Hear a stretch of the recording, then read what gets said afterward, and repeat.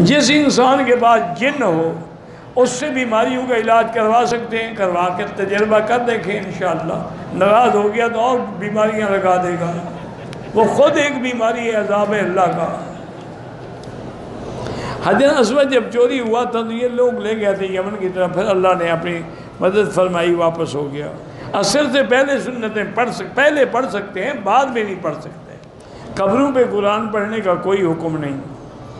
حافظ قرآن بھول گیا ہے، توبہ بھی کرے اور یاد بھی کرتا رہے۔ قضا نماز عشاء کے ساتھ وتر پڑھنا لازم ہے، قضا اگر ہوئی ہے، وتر بھی قضا ہے تو پڑھنے ہوں گے۔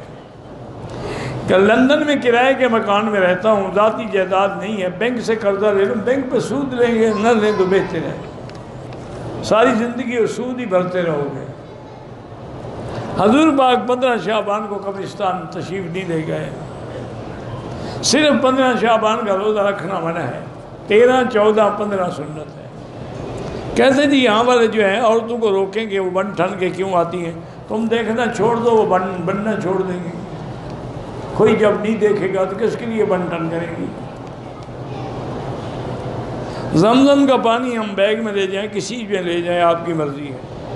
نہیں، جب آپ نے فجر کی نماز کا وضو کیا ہے تو اس کا جب تک وقت ہے وضو رہے گا، عشاء کے لیے پھر آپ کو کرنا ہوگا۔ ماہ رمضان میں اگر امام کے ساتھ وتر پڑھیں گے وہ بھی جائز ہے۔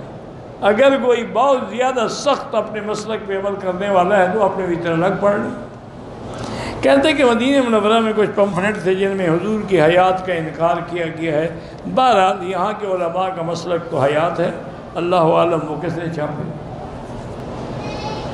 کہتے جی کہ پاکستان میں آپ کا بیان جو ہے سنا جا سکتا ہے، اللہ کو پتہ، یہ جو ریکارڈ کرتے ہیں ان سے پوچھے، مجھے تو خود پتہ نہیں ہے۔